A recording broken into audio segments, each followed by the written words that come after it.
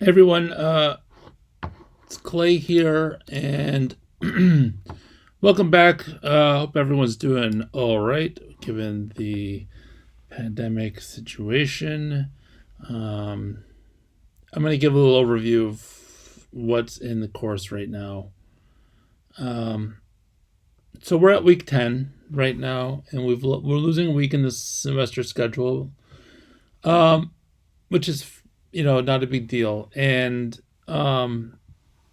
mainly what I want to talk about here is, so I've got the schedules posted up. If you go to the modules, or if you click on home in Canvas, you can see each of these weekly modules, and there's a schedule, and it's got the readings. And really, this week we're going to be looking at budgets, but then really the groups are just going to be focused on the grant proposal, and there's a couple other things related to the grant proposal. I want to just give a little overview of that. So the grant proposal, a lot of the work you've been doing over the last few weeks has directly prepared you to write the grant proposal, and there should be a team submission. So it's going to be one submission for each group. So you'll have to negotiate the drafting and revision as a group, and you can use the discussion boards to do that. You're going to write a full grant proposal, about 2,000 words, for a specific grant opportunity for your group's assigned program. The grant proposal should be completed as a group and should be organized using the following sections. These are kind of typical sections for a grant proposal, but you may need to add, delete, or rename section headings if it's required by the grant opportunity description. But anyway, you should have title, introduction, executive summary, organization background, problem statement, goals and objectives, strategies, evaluation, sustainability, conclusion, and appendix. And many of these, we've already drafted language for them. You may need to update them or add some research to strengthen your claims. You should add a section for references if you have cited any research in your proposal. And then also include any supplementary materials required by the grant opportunity description in the appendix. If it doesn't require any materials, then include the list of materials in the only grant writing book. And those include, hold on.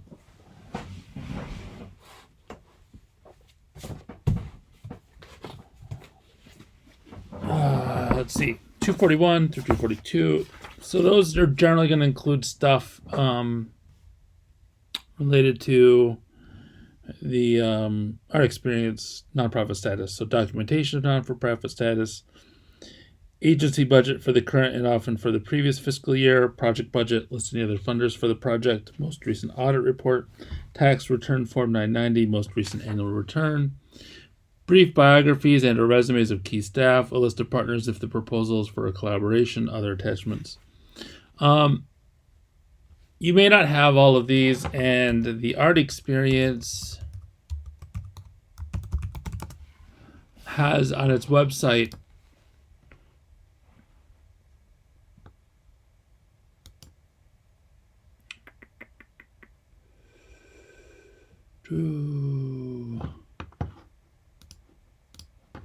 the art experience has on its website, if you go to the About Us, some information about staff, and then if you click on the 501c3 button here, some of the documents that you'll need are available there. So just include what you've got available. It doesn't need to be, necessarily everything, because we're going to take these and we'll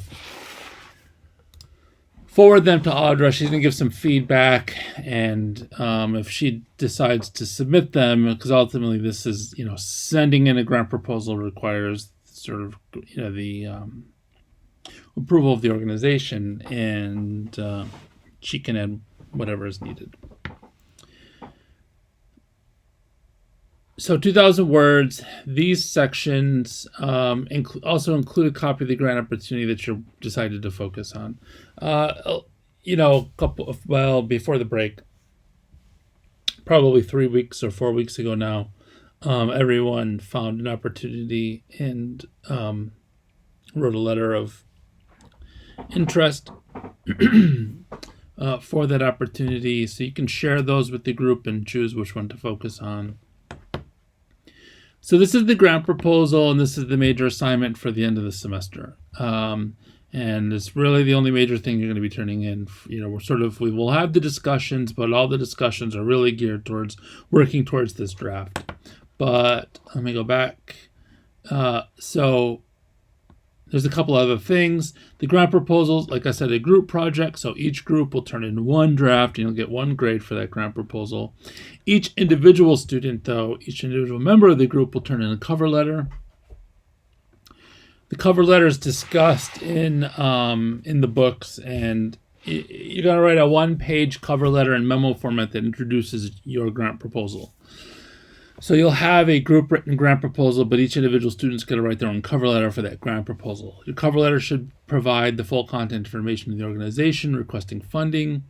That employer identification number is available on their Experience website. Like I said, you click to the 501c3. Here's the EIN number right there. It should include the full contact information for the funder also. The body of the cover letter should briefly provide a couple of reasons why you're requesting funding and how that rationale is related to the funder's objectives mission. So you need to explain how the program you're proposing relates to the funder's general objectives and mission. Finally, provide 1 or 2 sentences outlining the need, objectives, program, evaluation, plan, cost, and amount requested in the proposal. So basically, you're going to briefly give like a 1 or 2 sentence version of each major section of the grant proposal itself. So this should be 1 page, single space, and it's due on the 19th, just like the grant proposal itself. The last thing that you're going to be turning in is a reflection. Right here. And so this is just a reflection. It's an informal writing assignment. Describe and evaluate the quality of your work toward the grant proposal. Describe and evaluate the contributions of your team members' work. Discuss what you liked about the grant writing process and what you would like to have spent more or less time in the semester. Finally, talk about how or whether you see grant writing as an important part of your professional career as you move forward. So these 4 questions here are asking you to reflect a little bit on what you've done. Give me a sense of how you saw the group working together towards the proposal itself. And then talk a little bit about why this is important for you as part of your career, or where you see yourself going as you move forward. So that's the reflections, and it's an informal writing assignment. And let me know if you have questions about that. Let's do a little bit later. It's due on the 24th. It's due, in the final exam week after you've turned in everything else, just so you'll have a little bit of space to actually think about what you've done as a group and as an individual. So otherwise, we've got the same kind of pattern, generally speaking. Where did we go? Scroll down. We're on week 10. The schedule for this week. We're working on the budget and developing the proposal budget. We've got a discussion already set up, and so I'll be in there with you guys. Let me know if you have questions. Obviously, it's an extraordinary time, so please feel free to reach out. And I don't expect this to end like a normal semester would end, and what I would encourage you to do is do your best. We've all got a lot of stress, and reach out if you need anything, and I'll be happy to be very accommodating to whatever's going on in your life.